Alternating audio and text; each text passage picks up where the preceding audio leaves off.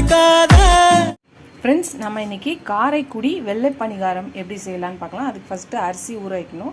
அதுக்கு இந்த மாதிரி அரிசியை தலை தட்டி வச்சுக்கலாம். அதுக்கப்புறம் பார்த்திங்கன்னா இந்த மாதிரி கோபுரமாக கொஞ்சம் உளுந்து போட்டுக்கலாம். அவ்வளோதான். இதை நல்லா கழுவி ஒரு 2 மணி நேரம் ஊற வச்சுக்கலாம். ஊற வச்சுட்டு பார்க்கலாம். ஃப்ரெண்ட்ஸ், நம்ம காரைக்குடி வெள்ளை பணிகாரத்துக்கு அரிசி ஊற வச்சுருந்தோம் 2 மணி நேரம். அதை இப்போ போட்டு நல்லா மசியாக நைஸாக அரைச்சிக்கலாம். ஃப்ரெண்ட்ஸ், மாவு அரைச்சாச்சு. இது ஒரு கிண்ணத்தில் ஊற்றிக்கலாம். நல்லா நைஸாக அரையணும், குறை இருக்கக்கூடாது. ஃப்ரெண்ட்ஸ், இதுக்கு தேவையான உப்பு போட்டுக்கலாம், கொஞ்சம் சர்க்கரை போட்டுக்கலாம்.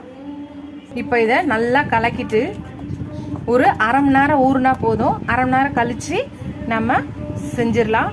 அரை மணி நேரத்துக்கு மேலே ஊறணும்னு அவசியம் இல்லை. அரை மணி நேரம் கழித்து பார்க்கலாம். ஃப்ரெண்ட்ஸ்,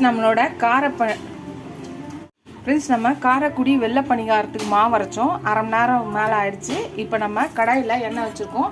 இப்போ இதுலேருந்து ஒரு கரண்டி எடுத்து ஊற்றலாம். ஊற்றியாச்சு. ஒரு கரண்டி எடுத்து ஊற்றியாச்சு.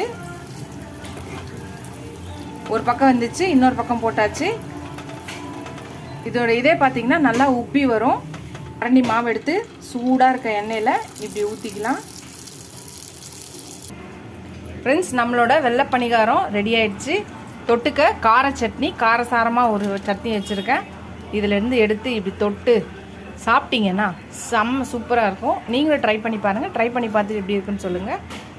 ஃபஸ்ட் டைம் என் சேனலை பார்க்குறீங்கன்னா சப்ஸ்கிரைப் பண்ணிட்டு பாருங்கள். ஃபுல் வீடியோ பாருங்கள். உங்கள் ஃப்ரெண்ட்ஸ்க்கு இந்த சேனலை ஷேர் பண்ணி சப்ஸ்கிரைப் பண்ண சொல்லுங்கள். இதோட அடுத்த வீடியோவில் அடுத்த ரெசிபியில் பார்க்கலாம். Tata, bye bye friends. என்னோடய சேனலை ஃபஸ்ட் டைம் பார்க்கணுன்னா கொஞ்சம் சப்ஸ்கிரைப் பண்ணிவிடுங்க ஃப்ரெண்ட்ஸ்.